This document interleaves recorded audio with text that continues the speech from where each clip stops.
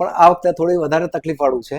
ડાયમંડમાં respecter બહુ છે, સુપરવાઇઝરમાં starting કરેલું, કારણ કે ચાઇનાની ક્વોલિટી આ પ્રમાણે મળતી નથી. પહેલી વાત તો સુરત અને સચિન ટેક્સટાઇલ ઇન્ડસ્ટ્રીના એ લોકો કઈ નવી ટેકનોલોજી શોધી રહ્યા છે કે બુલેટ રિપેર બાબતમાં ઘણા કસ્ટમર જોડે મારે વાત થયેલી છે. હેલો એવરીવન, હું છું અરમાન મુલતાની પેરામાઉન્ટ લૂમ્સમાંથી અને આજે આપણે આવ્યા છે નીતા મિલ્જિંગ સ્ટોર્સમાં કાંતિભાઈ પાઠશાળાને મળવા. તો સૌથી પહેલા તો કાંતિભાઈ, તમે તમારું થોડુંક ઇન્ટ્રોડક્શન આપો. શરૂઆત મારે એવી રીતે કરેલી કે એજ્યુકેશન પૂરું કરીને હું સુરત આવેલો. 86 થી મેં મારો બિઝનેસ, આ મિલ્જિન બિઝનેસ ચાલુ કર્યો અને લાસ્ટ 10 વર્ષથી હું અમારા મિલ્જિન એસોસિએશનનો પ્રેસિડેન્ટ છું અને ચેમ્બર ઓફ કોમર્સ સાથે બી સારી રીતે સંકળાયેલા છીએ. તો કાંતિભાઈ, અભી આપણે આજનો સમયમાં જોઈએ કે સુરતની ટેક્સટાઇલ ઇન્ડસ્ટ્રી અને સ્પેસિફિક સચિનની જે ટેક્સટાઇલ ઇન્ડસ્ટ્રી છે એનું માર્કેટ અત્યારે શું કે છે, અત્યારે શું સિચ્યુએશન છે?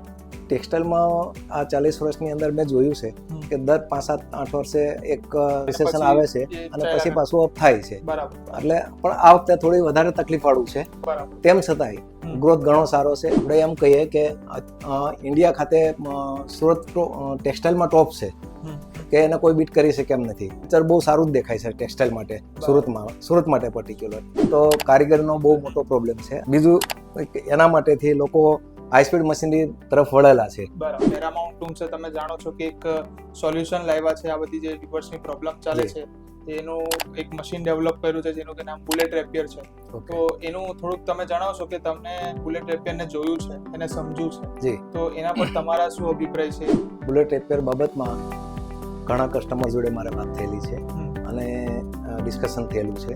તો એ બાબતમાં એક તો જાણે જે આપણને શટલૂમ્સની તકલીફો હતી એ બધી આમાં સોલ્યુશન કરી દીધું છે. બરાબર. કે કાંડીની તકલીફ નથી, જગ્યા બી ઓછી જોઈએ શટલૂમ્સ કરતા, અને વિવિંગ પણ સારું આવે. બરાબર. તો હાઈ સ્પીડ મશીનરી બાજુ વળ્યા છે.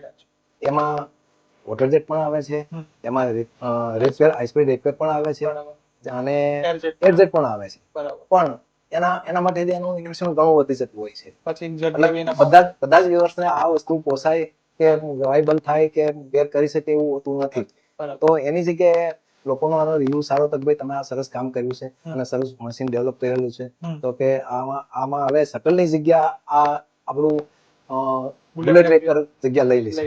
કારણ કે જે પ્રોબ્લેમો શટલૂમ્સમાં છે એ બધામાં સોલ્વ થઈ ગયા અને જે હાઈ સ્પીડ મશીનરીમાં ઇન્વેસ્ટમેન્ટનો પ્રોબ્લેમ છે તે આમાં સોલ્વ થઈ જાય છે કે ઓછા ઇન્વેસ્ટમેન્ટમાં આ વસ્તુ યુનિટ કરી શકે કોઈ પણ.